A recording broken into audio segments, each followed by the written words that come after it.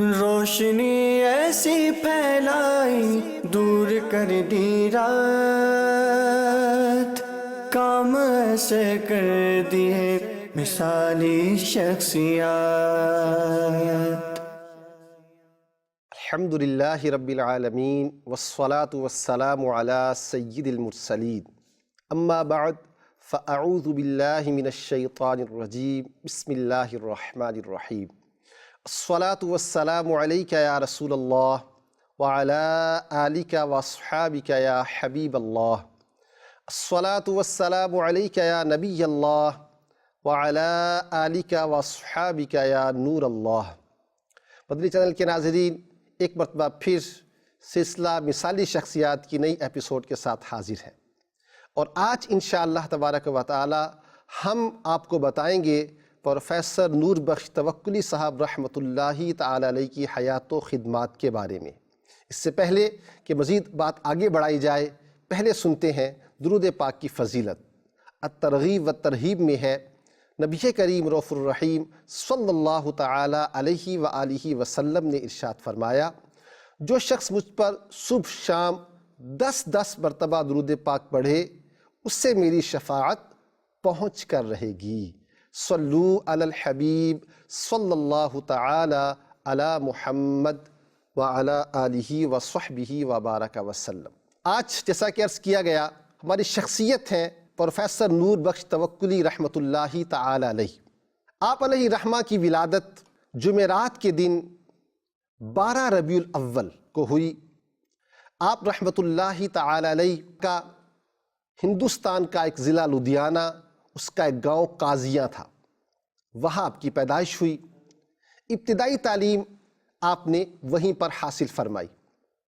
اس کے بعد آپ رحمۃ اللہ تعالی علیہ دنیاوی تعلیم حاصل کرتے کرتے MA عربی کی ڈگری حاصل کرنے کے لیے مسلم یونیورسٹی علی گڑھ پہنچے۔ امتیازی نمبروں سے اس ڈگری کو حاصل کیا، اور اس کے بعد جب پریکٹیکل لائف شروع کرتے ہیں تو ایز اے ٹیچر آپ کی عملی زندگی کا آغاز ہوتا ہے۔ آپ رحمۃ اللہ تعالی علیہ جب ہیڈ ماسٹر بن کر امبالہ کے علاقے میں جاتے ہیں، وہاں پر آپ کی ملاقات وہاں کے مشہور صوفی بزرگ جن کا تعلق سلسلہ عالیہ نقشبندیہ سے تھا، حضرت شاہ توکل امبالوی رحمہ اللہ تعالی، ان سے آپ کی ملاقات ہوتی ہے۔ اللہ والوں کی صحبت اور قربت جب ملتی ہے تو پھر زندگیوں میں انقلاب آ جایا کرتا ہے، سوچیں بدل جایا کرتی ہیں۔ ایسا ہی معاملہ پروفیسر صاحب کو بھی پیش آیا، اور آپ رحمۃ اللہ تعالی علیہ جو پہلے فقط نور بخش تھے، حضرت شاہ توکل امبالوی رحمہ اللہ تعالی کے ہاتھوں میں ہاتھ دے کر بیعت کر کے اب آپ نور بخش توکلی بن گئے۔ جہاں ایک لفظ ان کے نام کے آخر میں شامل کر دیا گیا، اس کے ساتھ ساتھ آپ رحمہ اللہ تعالی کی زندگی میں بھی دین اور دینی امور کی ترجیح شامل ہو گئی، جو پہلے بھی تھی، لیکن اللہ والوں کی توجہ کی برکت یہ ظاہر ہوئی کہ آپ رحمہ اللہ تعالی اس دور میں جب کہ حکومت بھی یہاں اسلامی نہ تھی، اس وقت آپ ایک گورنمنٹ کے ملازم تھے، اس صورتحال میں بھی آپ نے شاندار کارہائے نمایاں سر انجام دیے۔ ناظرین کرام، آپ رحمۃ اللہ تعالی علیہ ٹیچر سے ہیڈ ماسٹر ہونے کے بعد پروفیسر بنے۔ امرتسر کالج میں ایز اے پروفیسر آپ کی تقرری ہوئی، کافی عرصہ وہاں گزارا۔ اسی امرتسر میں جب آپ پہنچے تو وہاں آپ دن کے اوقات میں کالج میں پڑھاتے، اور اس کے بعد وہاں کے مشہور عالم دین مولانا غلام رسول قاسمی کشمیری رحمۃ اللہ تعالی علیہ کے پاس جاتے اور ان سے قرآن، حدیث، تفسیر اور فقہ کی تعلیم حاصل کرتے۔ یہ بھی اللہ والوں کی نسبت کی برکت ہوتی ہے کہ ایک کالج کا پروفیسر وہ مدارس کے طلباء کے ساتھ چٹائی پر بیٹھ کر علم دین حاصل کرتا نظر آتا ہے۔ آپ رحمۃ اللہ تعالی علیہ امرتسر کے بعد لاہور آپ کی پوسٹنگ ہوتی ہے، گورنمنٹ کالج لاہور تشریف لاتے ہیں، وہاں پر بھی آپ کی دینی سرگرمیاں جاری رہتی ہیں۔ اس کے بعد آپ رحمۃ اللہ تعالی علیہ مختلف دینی مناصب، مختلف دینی منصب پر، مختلف دینی عہدوں پر آپ رحمۃ اللہ تعالی علیہ مقرر ہوتے رہتے ہیں، یہاں تک کہ پاکستان بننے کے بعد آپ علیہ الرحمہ لائل پور، جسے آج کل فیصل آباد کہا جاتا ہے، وہاں آپ تشریف لائے اور وہیں آپ علیہ الرحمہ کا وصال ہوا۔ اب بات کرتے ہیں ناظرین کرام حضرت پروفیسر نور بخش توکلی صاحب رحمۃ اللہ تعالی علیہ کی کچھ خدمات کے بارے میں۔ سب سے پہلے ہم بات کرتے ہیں آپ علیہ الرحمہ کی خدمات بطور سیرت نگار کے۔ ناظرین کرام، نبی کریم رؤوف الرحیم صلی اللہ تعالی علیہ وآلہ وسلم کی مبارک زندگی ہمارے لیے نمونہ ہے، عمل کرنے کے لیے، فالو کرنے کے لیے بہترین رول ماڈل ہیں ہمارے آقا صلی اللہ علیہ وسلم ہمارے لیے۔ اس کے لیے ضروری ہے کہ نبی کریم علیہ الصلاۃ والسلام کی مبارک زندگی کو پڑھا جائے۔ آقا کریم علیہ الصلاۃ والسلام نے زندگی کیسے گزاری، وہ کیا سچویشن تھی، وہ کیا صورتحال تھی کہ آقا کریم علیہ الصلاۃ والسلام کے فیضان سے 23 سال کے اس عرصہ تبلیغ میں دنیا میں انقلاب برپا ہو گیا اور صحابہ کرام علیہم رضوان زمانے کے امام بن گئے۔ اس لیے ضروری ہے کہ آقا علیہ الصلاۃ والسلام کی سیرت کو پڑھا جائے، اور سیرت پڑھنے میں ناظرین کرام یہ بہت ضروری ہے کہ سیرت پڑھی بھی جائے تو معتمد، اتھینٹیکیٹڈ، قابل اعتماد سیرت کو پڑھنا چاہیے۔ یہاں بہت سے ناظرین ایسے میں عرض کرنا چاہوں گا، بعض اوقات شوق ہوتا ہے، ذہن بنتا ہے کہ مجھے علم دین حاصل کرنا ہے، مجھے سیکھنا ہے، لیکن پرابلم کیا ہوتی ہے کہ بغیر کسی کی رہنمائی لیے جو کتاب سامنے آئی، جیسا ملا اس کو پڑھنا شروع کر دیا جاتا ہے۔ اب وہ درست لکھا ہوا ہے، رائٹر کے نظریات کیا ہیں، آئیڈیالوجیز کیا ہیں، پیچھے کیا صورتحال ہے، اس کا بیسک سورس کیا ہے، ماخذ کیا ہے، ان کی معلومات جب نہیں ہوتی تو بعض اوقات انسان اس سے مغالطے کا شکار بھی ہو جاتا ہے۔ لہٰذا آپ کو مشورتاً عرض کروں گا، آپ جب بھی کوئی دینی کتاب، لٹریچر پڑھنا چاہیں تو علماء اہل سنت سے رہنمائی لے کر پڑھیں گے تو انشاءاللہ تبارک و تعالی زیادہ فائدہ حاصل ہوگا۔ عرض کیا جا رہا تھا، سیرت نبوی صلی اللہ علیہ وآلہ وسلم کو اگر ہم اپنانا چاہتے ہیں تو اس کو پڑھنا ہوگا، اور پڑھنے کے لیے معتمد مواد چاہیے، اور بر صغیر پاک و ہند کے قریبی زمانہ میں معتمد مواد، قابل اعتماد کتابوں سے لی گئی ساری تحریرات، اس کے لیے ضرورت اس بات کی تھی کہ ایک ایسی معتمد کتاب لکھی جائے جو نہ بہت زیادہ طویل ہو نہ بہت مختصر ہو، ایسی جامع کتاب ہو کہ اس میں نبی کریم صلی اللہ علیہ وآلہ وسلم کی پیدائش مبارکہ سے لے کر وصال ظاہری تک کے تمام جو واقعات ہیں ان کو بھی مختصراً بیان کر دیا جائے، اور بیان کرنے میں اس بات کا خیال بھی کیا جائے کہ جو مواد ہے وہ درست ہو اور مستند ماخذ سے اس کو لیا گیا ہو۔ چنانچہ اس ضرورت کو پورا کرنے کے لیے پروفیسر نور بخش توکلی صاحب رحمۃ اللہ تعالی علیہ نے قلم اٹھایا اور آپ نے ایک شاندار کتاب تصنیف فرمائی، جس کتاب کا نام ہے سیرت رسول عربی۔ ناظرین کرام، یہ کتاب اتنی امپورٹنٹ ہے، اتنی اہم ہے، یہ اس کا موضوع ہی بتاتا ہے۔ ناظرین کرام، اس کتاب کی اہمیت کے پیش نظر دعوت اسلامی کی مجلس المدینۃ العلمیہ نے الحمدللہ اس کی تخریج کی ہے، اس کی تصحیح کی ہے۔ جہاں الفاظ کچھ پہلے زمانے کی اردو تھی، اب الفاظ چینج ہو گئے تو وہاں اس کو مینشن کر دیا گیا ہے۔ بہت شاندار کاوش ہے دعوت اسلامی کے اسلامک ریسرچ سینٹر المدینۃ العلمیہ کی، کہ جس کے تحت اس کتاب کو پبلش کیا گیا ہے، سیرت رسول عربی، اور اس کے ساتھ ساتھ یہ کتاب اہل سنت و جماعت کے مدارس کے بورڈ تنظیم المدارس کے نصاب میں بھی شامل ہے۔ اس کتاب کو لکھنے کا مقصد اور پرپس بیان کرتے ہوئے خود مؤلف کتاب پروفیسر نور بخش توکلی صاحب رحمۃ اللہ علیہ لکھتے ہیں، اس پرآشوب زمانہ میں ملک ہند میں کئی فتنے برپا ہیں جو سب کے سب صراط مستقیم یعنی مسلک اہل سنت و جماعت سے منحرف ہیں، بٹکے ہوئے ہیں۔ اردو میں سیرت پر جو چند کتابیں شائع ہوئی ہیں ان میں شاید ہی کوئی اہل سنت و جماعت کے معیار پر پوری اترے۔ فقیر نے بتوفیق الہی اس کتاب میں مسلک اہل سنت کی پابندی کا پورا التزام رکھا ہے، یعنی مصنف کی خواہش بھی یہ ہے کہ لوگوں تک درست مواد اچھے انداز میں پہنچایا جائے۔ اس کے ساتھ ساتھ آپ نے اس بات کو بھی مینشن کیا کہ میری نیت یہ بھی ہے کہ نبی کریم صلی اللہ علیہ وسلم کی اتباع کے لیے سیرت کو پڑھنا ضروری ہے، اس لیے بھی میں اس کتاب کو لکھ رہا ہوں۔ اس کے ساتھ ساتھ آپ نے دیگر اپنی لکھنے کی وجوہات بھی بیان فرمائی۔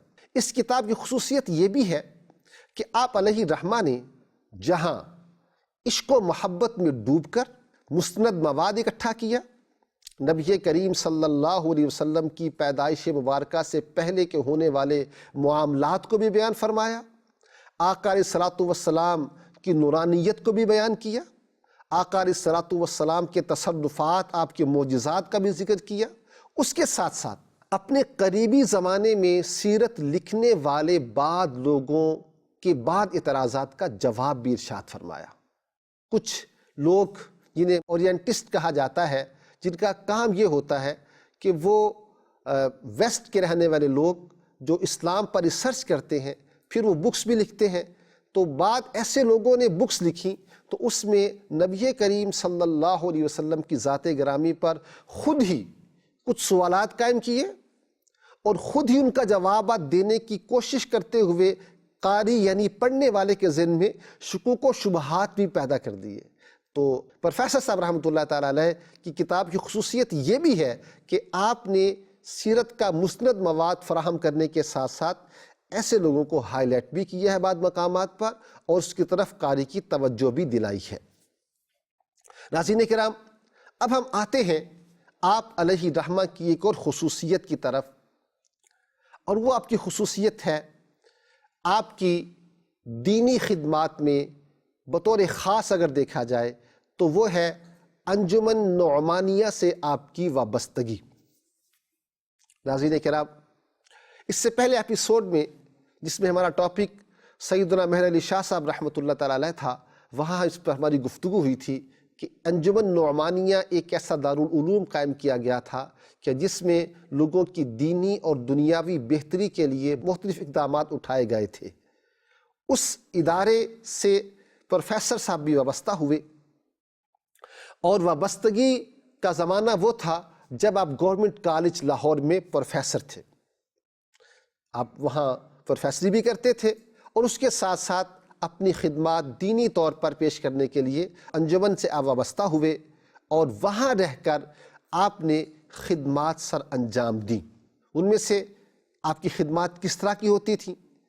آپ رحمۃ اللہ تعالی علیہ ترقی کرتے ہوئے پہلے تو آپ اس کے رکن بنے، پھر اپنا کثیر وقت آپ نے اس کے لیے صرف کیا، بتدریج آپ رحمۃ اللہ تعالی علیہ انجمن نعمانیہ کے جنرل سیکرٹری بن گئے، اور جنرل سیکرٹری بننے کے بعد اس کے انتظام و انصرام کو آپ نے اپنے ذمے لے لیا۔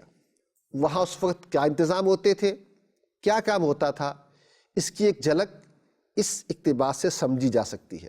خواجہ نور بخش توکلی رحمۃ اللہ تعالی علیہ نے کتب خانہ یعنی لائبریری کو مربوط کیا، دارالیتامہ یتیم خانہ بنایا گیا تھا، آرفن ہاؤس، دارالیتامہ میں سہولتیں مہیا کی، دارالاقامہ یعنی ہاسٹل کے نظام کو درست کیا گیا، باورچی خانہ کے نظام کو بہتر بنایا، اور اس طرح طلباء اور اساتذہ کو بہتر سہولتیں میسر آئیں۔ یہ اقتباس جو آپ کے سامنے پیش کیا گیا، یہ انجمن نعمانیہ کی تاریخ جو چھپی ہے اس میں سے آپ کو پیش کیا گیا۔ چونکہ آپ جنرل سیکرٹری تھے، رسپانسبلٹی تھی، تو آپ علیہ رحمہ اس کا بھرپور حق ادا کرنے کی کوشش کرتے۔ ایک اور واقعہ جو اسی کتاب میں بیان کیا گیا ہے اس کو بھی سماعت فرمائیے۔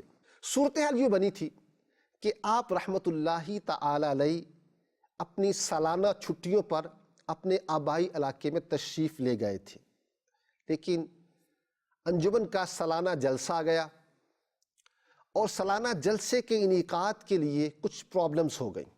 کچھ لوگ جس کام کے نومینیٹ کیے گئے تھے کچھ وجوہات کی بنا پر وہ نہ پہنچ سکے، چنانچہ اس صورت میں آپ سے رابطہ کیا گیا، پھر آپ تشریف لائے، تو آپ کی اس تشریف آوری کو کس طرح بیان کیا گیا یہ سماعت فرمائیے۔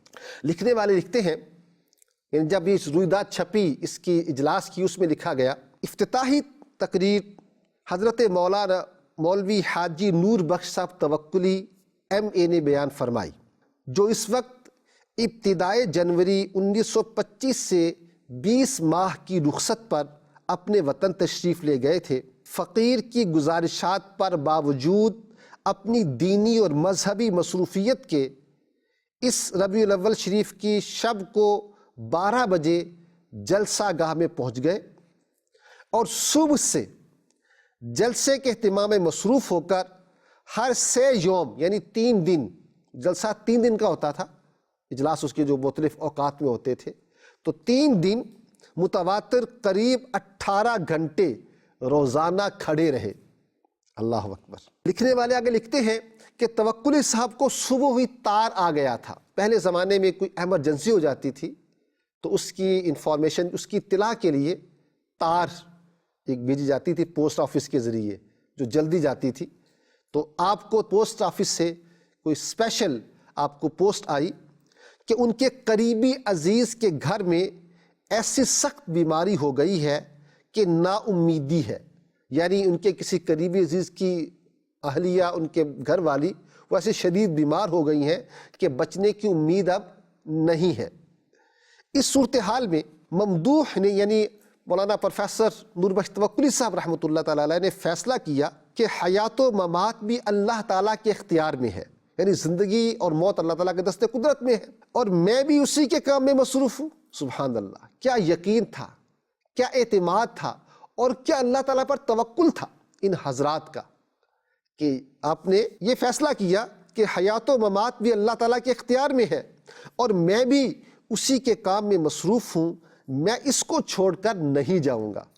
تو اعزاز کیا ملا، کرم کیا ہوا، اللہ تعالیٰ نے ان کا یہ خلوص نیت قبول فرمایا، اور چوتھے روز بذریعہ ڈاک یہ تار آ گیا کہ مریضہ کو اللہ تعالیٰ نے صحت عطا فرمائی ہے۔ ناظرین کرام، آپ رحمۃ اللہ تعالیٰ علیہ کے زمانے میں انجمن نعمانیہ نے کمال کے کارنامے سر انجام دیے۔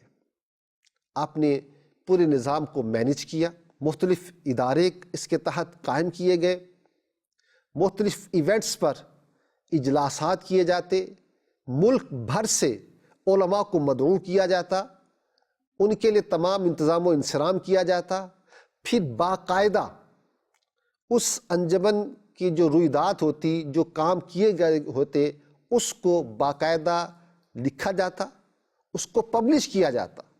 یہ سارے کے سارے معاملات پروفیسر نور بخش توکلی صاحب رحمۃ اللہ تعالیٰ علیہ جب تک جنرل سیکرٹری رہے ان خدمات کو سر انجام دیتے رہے۔ اور اگر ہم بات کریں آپ رحمۃ اللہ علیہ کی صحافتی خدمات کی، تو اس میں بھی اللہ تعالیٰ نے آپ کو بڑا حصہ عطا فرمایا۔ اللہ تعالیٰ نے آپ پر کرم کیا اور آپ کو یہ توفیق بخشی کہ آپ رحمۃ اللہ تعالیٰ علیہ نے قلم کے ذریعے دینی اسلام کی خدمت کا فریضہ سر انجام دیا۔ اسی انجمن نعمانیہ میں جہاں آپ جنرل سیکرٹری بنے، پھر ایک وقت ایسا آیا کہ آپ ناظم تعلیمات بنے۔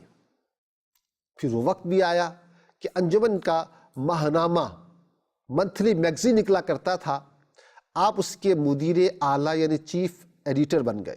اس رسالے میں کیا ہوتا تھا؟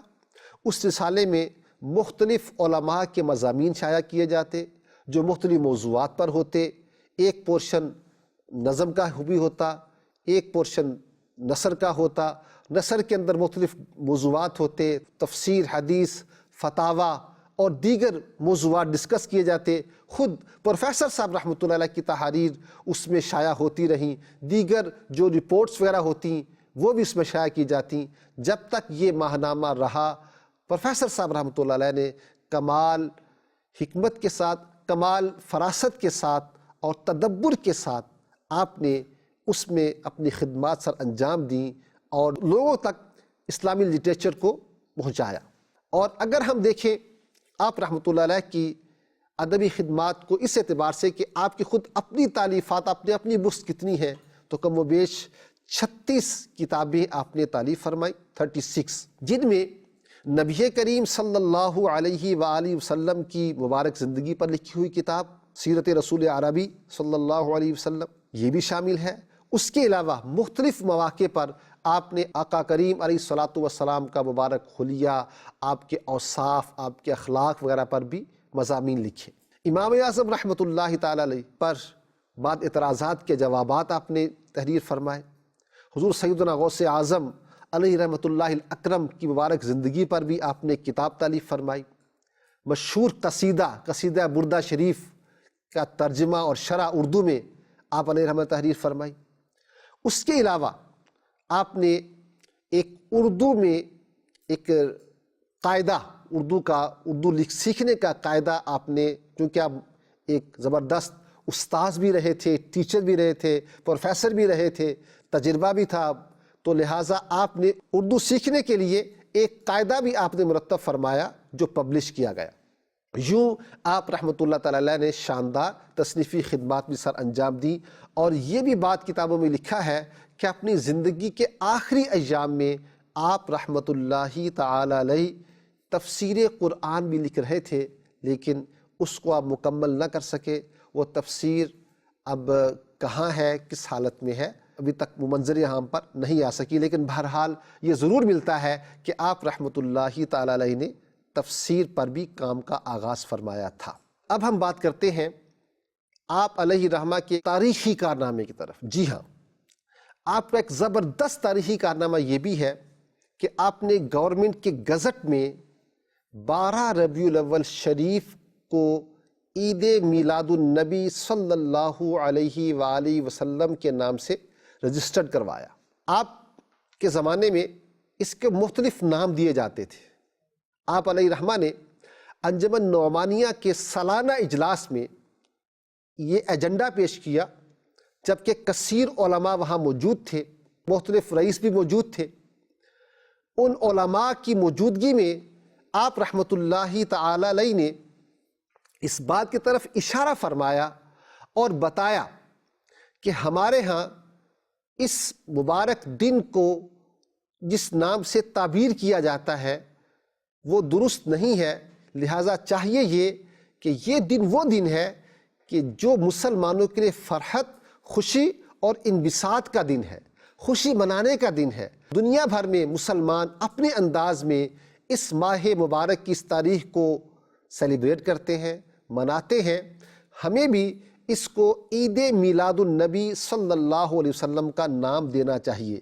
چنانچہ آپ کی اس رائے کو وہاں کے علماء نے ایکسیپٹ کیا، پسند کیا، قبول کیا۔ پھر آپ نے اس کے لیے ایفرٹ شروع کر دی، یہاں تک کہ گورنمنٹ جو اس وقت نان مسلم گورنمنٹ تھی ان سے ان تک اپروچ کی اور رابطہ کر کے آپ رحمۃ اللہ تعالی علیہ نے اس کا نام سرکاری طور پر عید میلاد النبی صلی اللہ علیہ وسلم منظور کروایا، اور اس دن عام تعطیل کا اعلان کیا گیا۔ ہم امید کرتے ہیں کہ انشاءاللہ تبارک و تعالی اس مبارک کام کی برکتیں اور اس تاریخی کارنامے کی برکتیں بھی انشاءاللہ تبارک و تعالی پروفیسر صاحب کو ان کی قبر میں ملتی ہوں گی۔ انشاءاللہ تبارک و تعالی اس کے برکات ان کو قبر و حشر میں نصیب ہوگی، اور پیارے آقا صلی اللہ علیہ وآلہ وسلم کا قرب خاص بھی اللہ نے چاہا تو نصیب ہوگا۔ ناظرین کرام، آپ رحمۃ اللہ تعالی علیہ بظاہر باقاعدہ کسی مدرسے میں پڑھے نہیں تھے، لیکن جب آپ نے علماء سے قرب حاصل کر کے علم دین کو سیکھا تو آپ کی شاندار لائبریری تھی جو ہزاروں کتابوں پر مشتمل تھی۔ جب آپ ہجرت کر کے پاکستان آئے تو انفارچونیٹلی وہ بکس وہیں رہ گئیں اور پھر وہ ضائع ہو گئیں، لیکن آپ نے علم دین نہ صرف سیکھا بلکہ اس کو آگے پروپوگیٹ بھی کیا، اس کو پھیلایا بھی۔ اس کے باوجود آپ نے اپنی زندگی میں ہمیشہ دینی وقار پر کمپرومائز نہیں کیا، سمجھوتا نہیں کیا۔ حالانکہ آپ پروفیسر تھے، لیکن آپ کے تذکرہ نگاروں نے لکھا ہے کہ آپ رحمۃ اللہ تعالی علیہ گورنمنٹ کے کالج میں پڑھانے بھی جاتے تھے تو اس میں پینٹ شرٹ کی بجائے سادہ لباس جو عام طور پر پہنا جاتا ہے، مذہبی وضاقت والا لباس پہن کر آپ جایا کرتے تھے۔ یہ بھی ذکر کیا گیا ہے کہ اکثر آپ کے ہونٹوں پر تبسم رہتا، مسکراتے رہتے، گویا پیارے آقا صلی اللہ علیہ وسلم کی سنت مبارکہ پر عمل کرتے دکھائی دیتے۔ امامہ شریف بھی اکثر زیب سر فرمایا کرتے تھے۔ ایک وقت ایسا آیا کہ آپ رحمۃ اللہ تعالی علیہ کو نماز ظہر کی ادائیگی کرنے کی وجہ سے، کیونکہ آپ الحمدللہ ایک بعمل مسلمان تھے، تو آپ ڈیوٹی کے اوقات میں بھی نماز ادا فرمایا کرتے تھے۔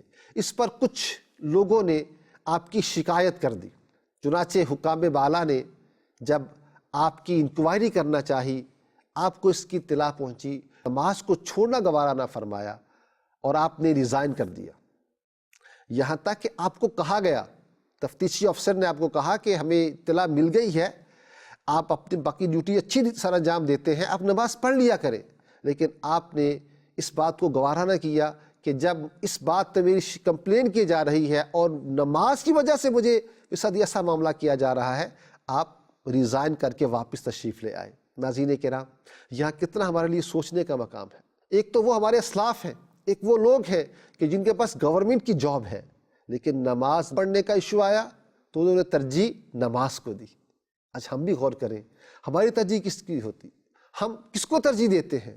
ہماری پریورٹیز میں کیا ہوتا ہے؟ اللہ کرے ان کا روحانی فیضان ہمیں نصیب ہو اور ہم نماز پڑھنے کے عادی بن جائیں۔ ناظرین کرام، آپ رحمۃ اللہ تعالی علیہ کی دینی خدمت کا ایک پہلو یہ بھی ہے، جب آپ گورنمنٹ کی ملازمت سے فارغ ہوئے تو آپ نے اپنے علاقے میں مدرسہ اسلامیہ توکلیہ قائم کیا۔ اپنے پیر و مرشد شاہ توکل امبالوی نقشبندی رحمۃ اللہ علیہ کی نسبت سے آپ نے اس کا نام مدرسہ اسلامیہ توکلیہ رکھا، اور وہاں سے کثیر طلباء نے دینی علم سیکھا اور آگے پھیلایا۔ آپ رحمۃ اللہ تعالی علیہ جب ہجرت کر کے پاکستان تشریف لائے تو وہاں آپ فیصل آباد پہنچے۔ فیصل آباد میں محدث اعظم پاکستان ابو الفضل مولانا سردار احمد صاحب قادری چشتی لائل پوری رحمۃ اللہ تعالی علیہ علم حدیث کی خدمت سر انجام دے رہے تھے۔ آپ کے فیضان علم حدیث کا شہرہ عام تھا، لوگ دور دور سے اکتساب فیض کے لیے آتے تھے۔ پروفیسر صاحب نے بھی اپنی زندگی کے ان ایام کو غنیمت جانا، اور آپ بھی محدث اعظم پاکستان رحمۃ اللہ تعالی علیہ کی بارگاہ میں حاضر ہوتے اور وہاں سے علم حدیث حاصل کرتے۔ 1948 میں آپ علیہ رحمہ اپنے گھر کی سیڑھیاں اتر رہے تھے کہ گر گئے، شدید چوٹ آئی، اور اسی شدت مرض کے سبب آپ رحمۃ اللہ علیہ کا وصال ہو گیا۔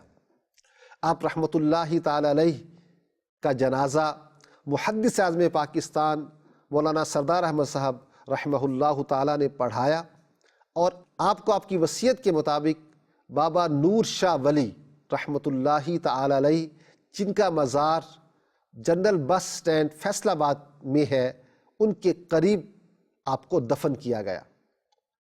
ناظرین کرام، آج کی ہماری مثالی شخصیت سے ہمیں بہت کچھ سیکھنے کو ملتا ہے۔ ہمیں یہ بھی سیکھنے کو ملتا ہے کہ اگر انسان کا عزم جواں ہو، وہ کچھ کرنا چاہتا ہو، تو پھر اس کے لیے مشکلات کچھ حیثیت نہیں رکھتی۔ وہ چاہے تو اپنی ذاتی مصروفیت، اپنی جاب کے ساتھ ساتھ، اپنی دیگر ایکٹیویٹیز کے ساتھ ساتھ دینی خدمات کو بھی اچھے انداز سے سر انجام دے سکتا ہے، جیسا کہ پروفیسر صاحب نے کیا، اور آپ نے شاندار علمی آثار چھوڑے، اور اس طرح آپ کا فیضان جاری و ساری ہے۔ اللہ کریم کی بارگاہ میں دعا ہے کہ حضرت پروفیسر نور بخش توکلی صاحب رحمۃ اللہ تعالی علیہ کی دینی خدمات کو اپنی بارگاہ میں قبول فرمائے، اور ہمیں بھی علم دین حاصل کر کے اس پر عمل کرنے اور دوسروں تک پہنچانے کی توفیق عطا فرمائے۔ آمین بجاہ النبی الامین صلی اللہ تعالی علیہ وآلہ وسلم۔ روشنی ایسی پھیلائی دور کر دی رات، کام ایسے کر دیے مثالی شخصیات۔